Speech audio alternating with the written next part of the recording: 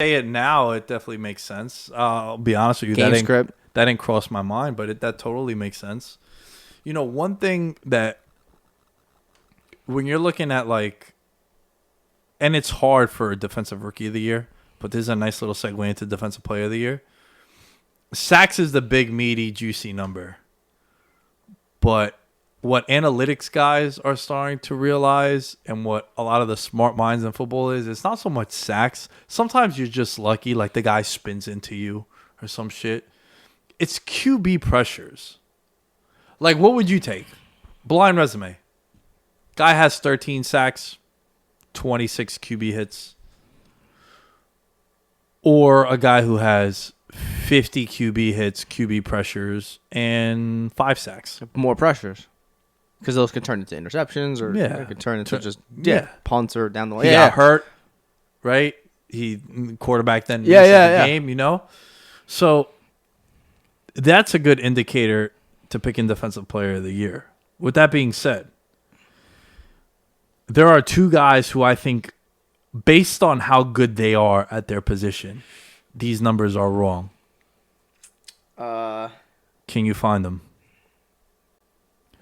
Is it Bosa? No. Myles Garrett? Nope. Bobby Wagner is 33-1. That's a little crazy to me. Oh, you're talking down the list then. I'm talking, that is a mistake in the line. I think he should be way higher. He should be closer to being a favorite than to be. Is it because they added Jamal Adams? 8, 10, 12, 14, 16. There's 17 names ahead of him. Donald, Minka Fitzpatrick, and maybe Stephon Gilmore are the only players I would take over him. Like, if I'm building a defense and, like, top players in the game. The Bosas are so good, though. Dude, Bobby Wagner never misses time. He leads the defense. 159, 138, 133, 167 are his sack totals. A lot of tackles for loss.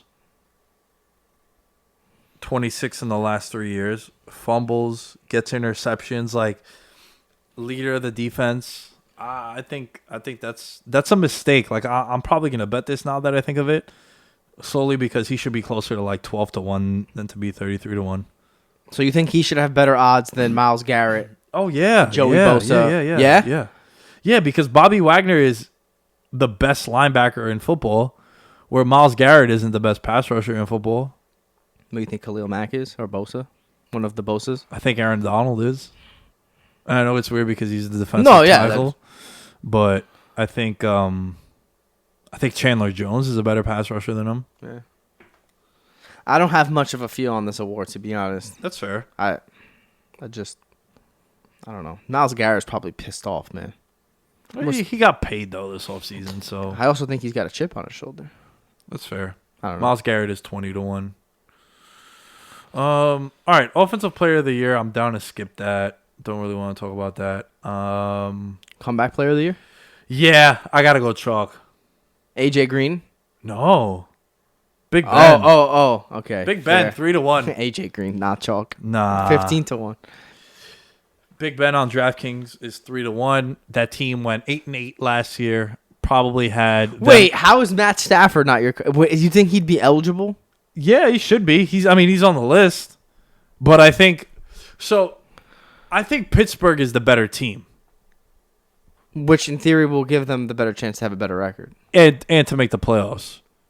Right? You have to I'm telling you, and it might sound weird, but you gotta create the narratives in your head. Like, oh, Ben didn't play last year, now they're a playoff team. You can say the same thing about Matthew Stafford, which is totally fair. But I think the Steelers are a way better team than what Detroit is. So that's where I would lean there. If Cam has, well, I drove the line on this one. What do you mean? I had total influence on Cam Newton being 4-1 odds. Why? Because when he signed with with the Patriots, I took to Twitter and I was like, "Yo, he's 22-1 comeback player of the year." Where do you see him at now? 4-1. 1 hour after my tweet, a fan DMs me and goes, Bro, I saw your tweet. I went to go put the bet in. He's the favorite now. So here's the thing, though. I'm seeing different different numbers across the board. Talk to me. Give me some numbers. I mean, FanDuel. You're probably looking at FanDuel, right? Where he's set plus 750, and then DraftKings has him at 25-1. PointsBet has them at 20-1. BetMGM has them at 14-1. So that's an example of shopping the line. So there's a lot of variation here. If he has a role, he's gonna put up numbers. I think this is the perfect situation for both of those guys, where it's like Cam Newton's going to use the Patriots to show everyone that he can still play. And the Patriots are going to use Cam Newton for just a bridge.